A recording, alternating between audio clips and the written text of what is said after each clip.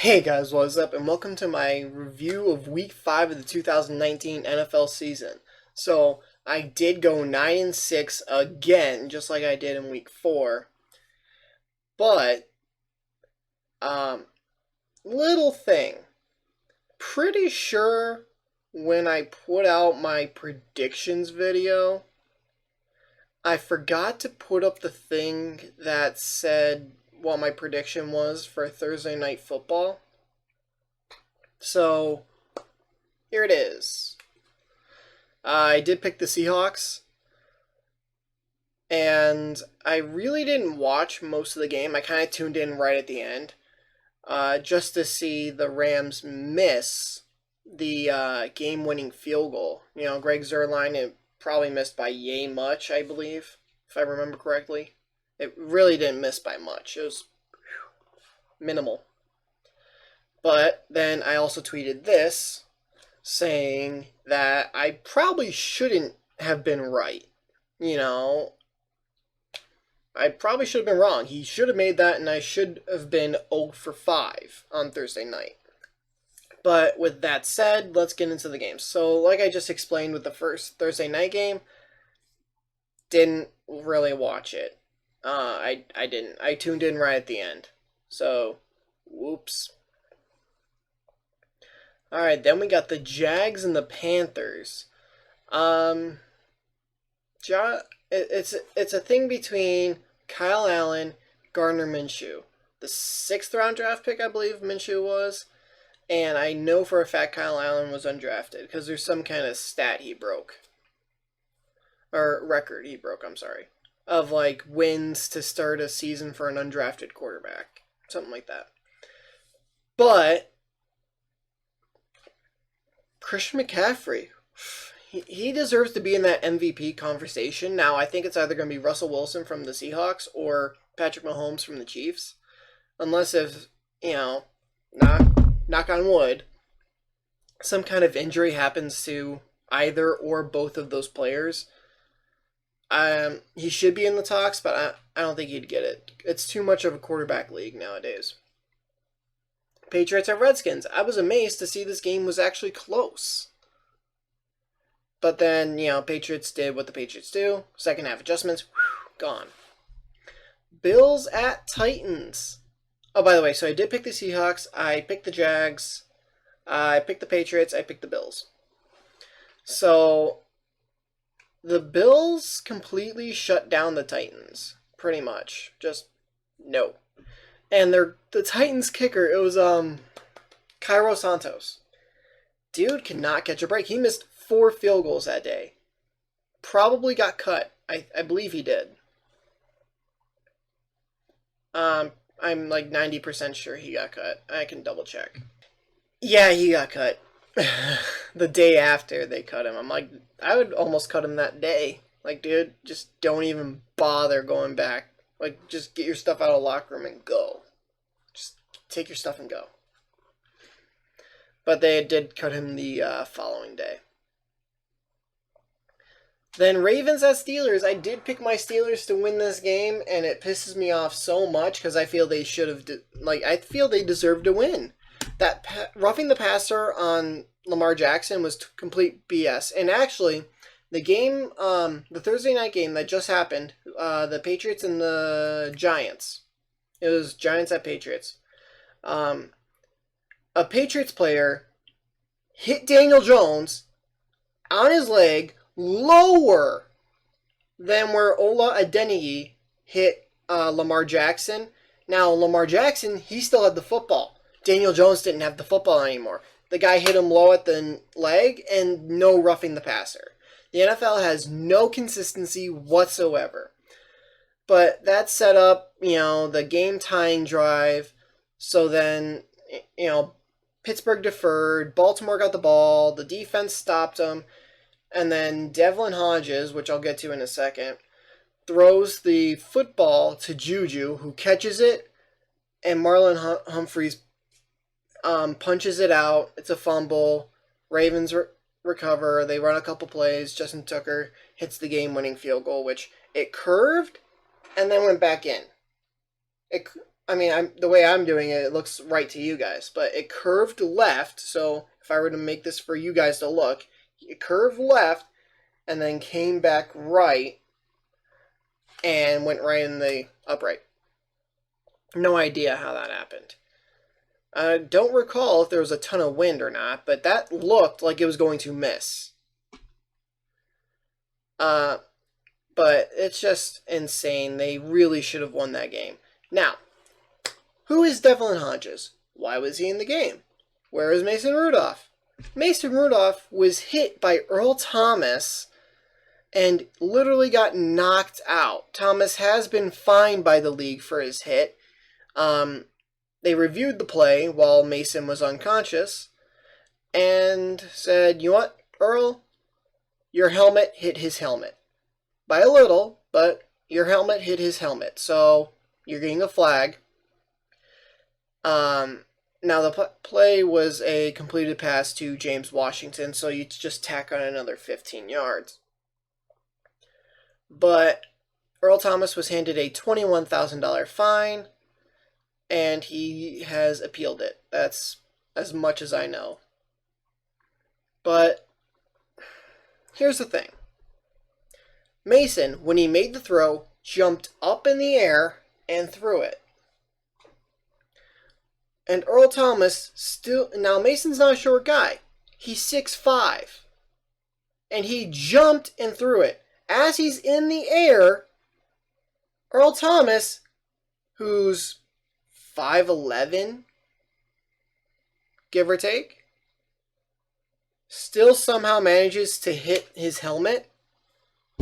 Really? You stump 6'5" quarterback, 5'11" safety, and you still managed, and the quarterback jumped, and you still managed to hit his helmet? No. You jumped. In order to do that, you jumped and left your feet. And you launched into him. No. If I'm the NFL, I'm keeping that fine where it is. Because, it doesn't look like it's intent to, knock Mason out. But it's intent to really lay the boom on the quarterback. Anyway, Mason was down for a few minutes. He was eventually helped off the field. A lot of people made a big deal about him not being carried off on the medical cart.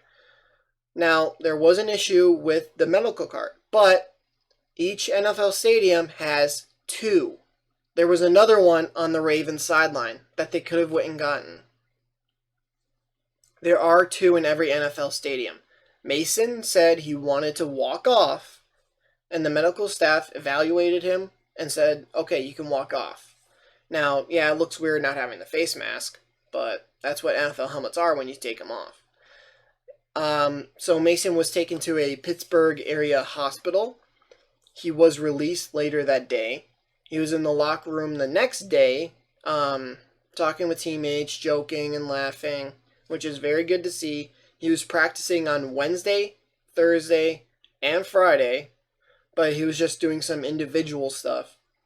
And he has been ruled out for the game against the Chargers. After that, the Steelers have a bye week, and then they go to face the Miami Dolphins. I assume Mason would be back for the game versus the Dolphins. I can't imagine being, practicing 3 days after that, and you're not playing 3 weeks after the game in Miami. It's been 3 weeks since that hit when they go to Miami, so I assume he'd be playing if he was already practicing. But I wouldn't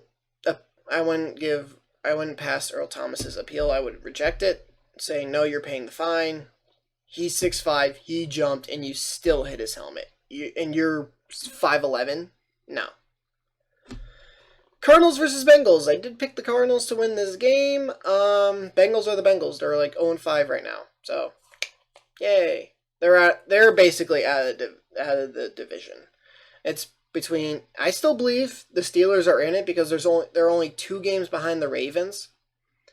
And the Ravens still have a few tough opponents to play. But between the Browns, the Ravens, and the Steelers, those are the three teams that are competing for the division. I'll get to the Browns in a little bit as well. They had the Monday night game. Falcons at Texans. I did pick the Texans. Falcons are a team. Just put it that way. Yeah, it's tough for them. There were a lot of injuries last year, a lot of injuries this year. They're a good team, but it's just injuries. It's the same thing with the Steelers. They're a good team. It's just injuries. They lost Ben. They just lost Mason for a little bit. Ben's out for the year, so they lost Mason for a little bit. So they're on undrafted rookie free agent Devlin Hodges, or Duck Dynasty as he's called. They just lost Jalen Samuels for a month. They lost James Washington for maybe a month, couple weeks, maybe a month. Steven Nelson, one of their free agent signings, he's out with a groin. Mark Barron's out with a hamstring, but he hasn't been playing that great. But it's a lot of the times when you have a really good team. Look at the Patriots. A really good team, and now they've still played well. Now, they haven't played exactly the strongest competition, but they've still played well. Even though they're out their left tackle, they're out their center. Josh Gordon just got hurt. Let me think what else. They had lost AB. They only had him for a game versus the Dolphins, I think. I know it was one game. I think they faced the Dolphins. But you have a good team, and then injuries just decimate them. Buccaneers at Saints. I did pick the Saints here. I believe in Teddy Bridgewater. When the Vikings were dumb enough to let him go, I wanted the Steelers to sign him as the backup to Ben. I'm like, that's one of the best backups in the league immediately. He ended up going to the Jets. Jets traded him to the Saints for a third-round pick. I was disappointed. I'm like, damn, we could have gotten a third-round pick for him. Anyway, so then you have the Vikings and the Giants. I believe I picked the Giants. I was on the Daniel Jones hype train. And the Vikings showed that they can abuse a rookie quarterback, like with that defense. Bears at Raiders. I did pick the Bears. I thought Khalil Mack was going to have an amazing game. And he was almost invisible for virtually all of it. He really didn't have that great of a game through most of it. I don't know his exact stat line, but I really thought the Bears... And then the Bears made that comeback, but it just was not enough. Jets at Eagles. I did pick the Eagles here. Jets without Sam Darnold, they got nothing. Now, Sam Darnold is coming back this week. I think he confirmed it on Twitter, or the Jets confirmed it, and Lev Bell retweeted it. Then Broncos at Chargers. I did pick the Chargers here, and they disappointed me. Again, Chargers. Very good team. A lot of injuries. The biggest one possibly being Derwin James. He's still out. Packers at Cowboys. I did pick the Packers here. Just because the Cowboys, you played the Giants with Eli Manning, the Redskins, and the Dolphins. You're 3-0. You're feeling great about yourselves. You played the Saints and the Packers. You lost 2 straight. Like, come on. You played real teams now. I think they played the Jets, so they should, win. But who knows? Maybe Sam Darnold comes out and throws for 300-400 yards. And Lev Bell has a 200-yard day. Who knows? All right, next is Colts and Chiefs. I did pick the Chiefs here, and damn, Colts. Colts are a good team even without Andrew Luck, but it's going to be tough for them. It is. If they can consistently win games, I don't mean you have to win the rest of the games of the season for it to be consistent. No, if you can win, a few games, and then you lose a game, and then you win a few. You can be a really good team even without Andrew. Okay, so I just now realized that I never had the record displayed right there. You were just looking at the screen itself of the last week of football. So there it is, 49, 28, and 1 with a record of 9-6 from week 5. My bad. All right, again, here we are with the Browns. I called it. The 49ers have one of the best D-lines in the league. The Browns are not good on the O-line. I knew this was going to happen. I mean, I absolutely loved Nick Bosa when he sacked Baker and he did the flag and then he planted it. The only thing that would have made it better if it was 49ers at Browns. Only thing that would have made it better. Because Baker did it at Ohio State. Now, he kind of did that because Ohio State was singing the Ohio State song when they were beating Oklahoma in Oklahoma, I believe. Just what I believe I heard. Now to talk about Baker. So here's the thing about him. And this is a pattern I noticed. I did put this on Twitter. Look at Baker Mayfield's career since he got to college, right? A 2-time walk-on. What does it mean when you're a walk-on? You were doubted. What does he do? He goes and wins the Heisman, and he's the first overall pick, okay? Then, he is trying to beat out Tyrod Taylor for the starting job. Well, head coach Hugh Jackson at the time said, "Congrats, Baker, you won the backup job." Then Tyrod gets hurt. Baker goes out. I said Tyrod goes out. Nothing close to Google. Anyway, so Tyrod goes out. And Baker comes in. And he throws the most touchdowns a rookie has ever thrown in a season.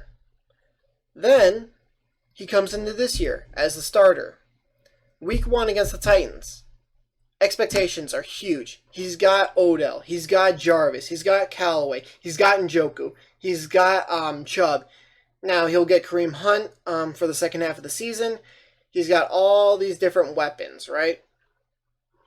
They go and drop an egg against the Titans. And people are like, oh my god, it was all hype. That's it. It was all hype. Browns fans are burning all their stuff. They're burning jerseys. I actually saw a video of that. I'm not kidding.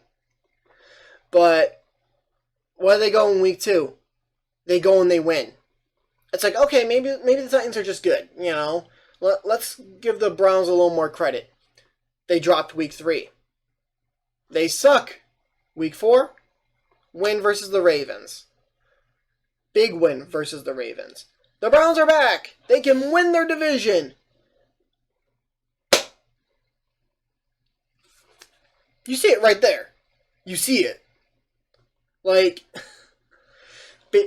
I think Baker only plays well when he's doubted, when he has that chip on his shoulder.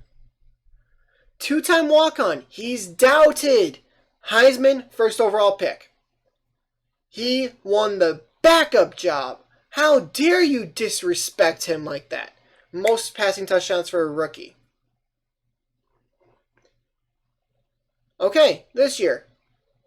They were doubted after week 1. What'd they do? They won. It's been an up and down roller coaster where Baker only plays well when he's doubted, when he's disrespected. Like Rex Ryan called him overrated. And then they killed the Ravens. Like, that's the thing. Right? That's what it is. Baker only plays well when he's doubted, when he's disrespected. That's what I'm seeing here. That's the pattern I see. And that's going to be very interesting because look what happened. 31-3. Baker had a passer rating of 13.4. He would have had a higher passer rating if he had snapped it and clocked it. And just spiked the ball into the ground. Like, you know, when you want to stop the clock. If he had done that every single play throughout the game, he would have had a higher passer rating than he did.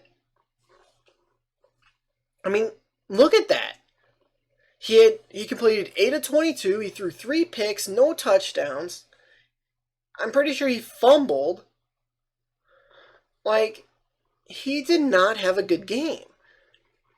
Now, watch what happens this week. They're playing Seattle, in Seattle. 90% sure it's in Seattle. Watch the Browns go and win that game.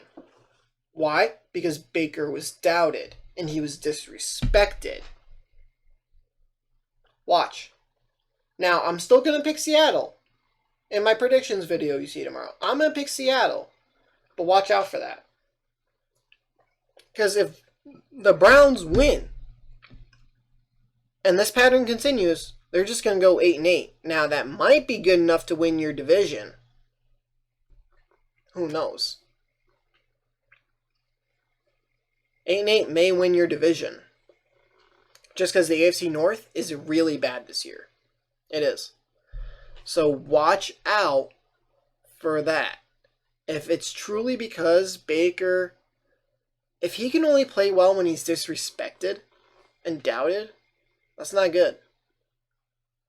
He'll go, average every year, 8-8, 7-9, 9-7. That's what's going to happen. Like, the first overall pick shouldn't take your team 8-8, give or take a game, every single year. That's what a 4th or 5th round pick at quarterback does. He's got to get over that whole, I need that chip on my shoulder if he ever wants to be a successful quarterback. But that's all I got. So if you guys enjoyed this, please leave a like. If you're new to the channel, please hit the subscribe button and turn notifications on. I'll see you guys next video. Later. Once I was 7 years old, Mama told me, go make yourself some friends or you'll be lonely. Once I was 7 years old.